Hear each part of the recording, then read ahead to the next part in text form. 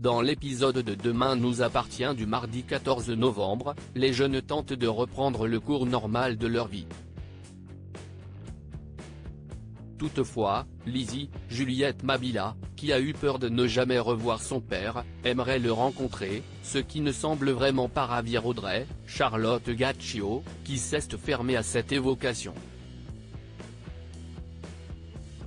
Dorian, Ryan Hubé, lui, rend visite à Nathan, à des Gabelais, au Spoon afin de tenter de renouer un lien avec son meilleur ami. Et cela fonctionne. Les deux jeunes hommes se réconcilient enfin. De son côté, interrogé par Karim, Samy Garbi, et Georges, Maël El Ajaoui, Laurent Gallois, Alexandre Thibault, affirme ne pas avoir fait le lien avec le hangar qu'il louait. D'autant que personne ne connaissait l'existence de cet endroit. Hormis son fils. Laurent n'imagine pas une seule seconde son fils vouloir se venger de l'explosion du lycée, mais les policiers sont sûrs d'eux. Georges en profite pour tenter de rentrer dans l'ordinateur de Corentin avec l'aide de son père, en vain. Celui-ci est tellement protégé que s'y est finalement Roxane, Raphaël Volkov, qui s'y colle. Elle y a notamment trouvé une facture de bonbonnes de gaz et a retracé l'achat de l'arme qui a tiré sur Dorian. Cela fait plus d'un mois que Corentin planifie cette vendetta. Et il semble l'avoir fomentée seul, sans l'aide de son père. Georges interroge donc Laurent sur le comportement de son fils. S'il avait remarqué que Corentin pouvait avoir des moments très sombres, comme il se faisait des amis, Laurent a remis ses sautes d'humeur sur le compte de son bras. Mais il ignore où son fils pourrait se cacher. Leur seule piste réside dans un serveur d'échecs en ligne sur lequel Corentin jouait fréquemment avec un homme dont Laurent ne connaît pas le nom. Il sait simplement qu'ils se parlaient tous les vendredis soirs. Roxane interrompt cet interrogatoire parce qu'elle a enfin réussi à craquer le dernier dossier de l'ordinateur de Corentin.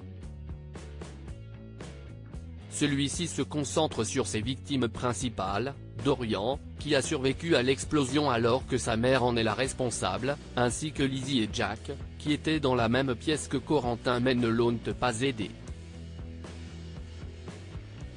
Roxane pense qu'il va vouloir finir le travail. D'ailleurs, à la nuit tombée, alors que Jack marche dans la rue, il est suivi par Corentin. William et Nordine se tirent la bourre boostés à bloc par le succès de l'inauguration. Tristan, Mathieu Alexandre, et Gilles, Laurent Gamelon, ont vu gros en achetant des produits frais au marché. Si le mât était complet la semaine passée, aujourd'hui, seul un client est venu y déjeuner. Pour éviter de jeter la nourriture, Gilles se rend au Spoon afin de vendre à bon prix les tapas à Bart, Hector Langevin. Simona est dubitative, Bart, lui, estime que ce sera parfait pour l'apéritif et se laisse convaincre. Sauf qu'au même moment, Tristan et Alex déjeunent au mât avec le reste des produits du jour. Petit hic, ils reçoivent l'appel d'un groupe de 6 personnes qui arrivent pour manger. Puisqu'ils n'ont plus aucun stock, le binôme n'a d'autre choix que de s'activer pour préparer des huîtres.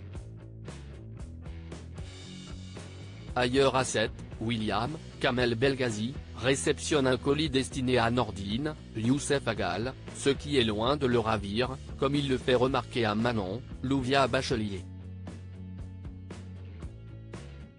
Mais ce mystérieux colis ne pouvait pas atterrir dans un simple point relais, puisque le jeune policier l'attendait depuis des mois. Il s'agit d'une console dernier cri qu'il s'empresse d'installer dans le salon des douaniers. William en profite alors pour mettre au défi son gendre, qui ne manque pas de le taquiner. Et alors que William perd la partie, Nordine va même jusqu'à se moquer ouvertement de lui, poussant le médecin à réclamer sa revanche.